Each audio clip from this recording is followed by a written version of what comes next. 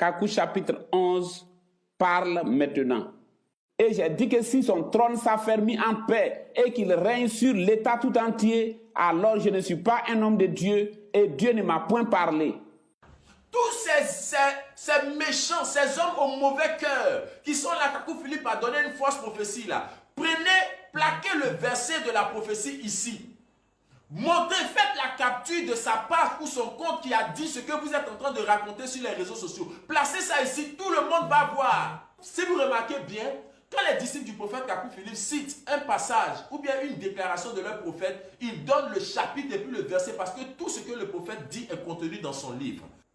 On va lire Kakou chapitre 11, le verset 13. Je vais lire Kakou chapitre 11, le verset 13.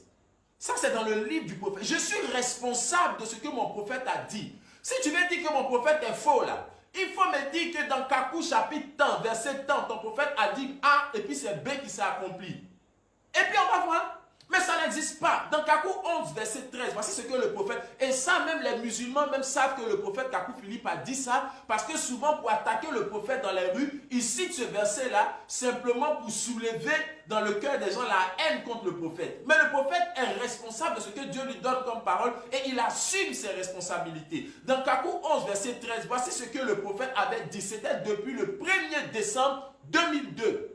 Le 1er décembre 2002, alors que l'ex-président régnait sur la Côte d'Ivoire et que tout allait bien, dans le livre du prophète, dans Kakou chapitre 11, le prophète a fait un développement parlant un peu du péché de la Côte d'Ivoire et parlant de l'ex-président et de sa femme. Et au verset 13, depuis le 1er décembre 2002, et j'aimerais vous dire quelque chose, le livre du prophète Kakou Philippe, là, ça a été édité un temps par Edilivre, qui est l'une des plus grandes maisons d'édition en France. Ils ont voulu éditer ce livre-là. Ça veut dire que si vous allez à la Bibliothèque nationale de France et que vous demandez le livre du prophète Kakou Philippe, ce livre-là y est. Kakou Philippe a dit en 2002, et j'ai dit que si son trône s'affermit en paix et qu'il règne sur l'État tout entier, alors je ne suis pas un homme de Dieu et Dieu ne m'a point parler. Voici ça. J'espère que vous pourrez voir la date. Pour ceux qui veulent vérifier, vous allez dans l'application sur Play Store, vous tapez prophète Kakou Philippe officiel, vous téléchargez l'application, vous allez dans Kakou chapitre 11, le verset 13. Voici là où le prophète a mis son ministère en jeu. Une des fois où il a mis son ministère en jeu par rapport à une prophétie. En 2002, le prophète Kakou Philippe a dit: si l'ancien président là, si lui il arrive à régner sous l'État, il arrive à régner sur toute la Côte d'Ivoire en paix, alors c'est que lui, Kakou Philippe, n'est pas un homme de Dieu. Dieu ne lui a pas parlé. Mes amis, même si tu n'aimes pas le lion, il faut reconnaître que lorsqu'il rugit, tout fait silence dans la forêt. Le prophète a déclaré cela.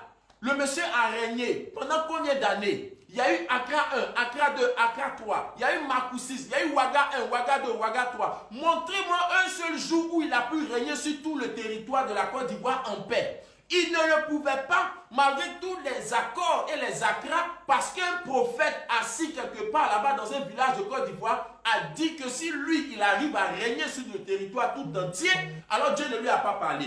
Question, est-ce que le monsieur a réussi à régner sur l'État tout entier?